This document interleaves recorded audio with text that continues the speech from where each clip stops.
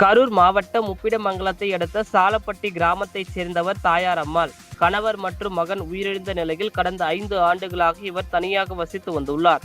சில நாட்களுக்கு முன்பு இரவு அவரது வீட்டிற்குள் புகுந்த மர்ம நபர்கள் உறங்கிக் கொண்டிருந்த தாயார் அம்மாளின் கை கால்களை கட்டி வாயில் துணி வைத்து அடைத்துவிட்டு அவர் அணிந்திருந்த அரை பவுன் தோடு, 1 பவுன் தங்க சங்கிலி மற்றும் செல்போனை பறித்து கொண்டு தப்பினர்.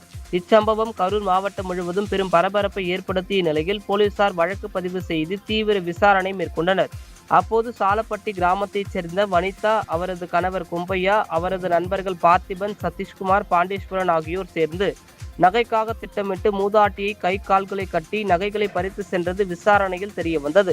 இந்நிலையில் குற்றவாளிகளை போலீசார் பிடிக்க சென்றபோது தப்பி செல்ல முயன்ற கொம்பையா, சதீஷ்குமார் ஆகியோருக்கு காலில் முறிவு ஏற்பட்டது. 48 மணி நேரத்தில் குற்றவாளிகளை அடையாளம் கண்டு கைது செய்த காவல்துறை அதிகாரிகள் மற்றும் காவல் ஆய்வாளர்களை மாவட்ட காவல் கண்காணிப்பாளர் நேரில் அழைத்து சான்றிதழ் மற்றும் வெகுமதி வழங்கி பாராட்டினார்.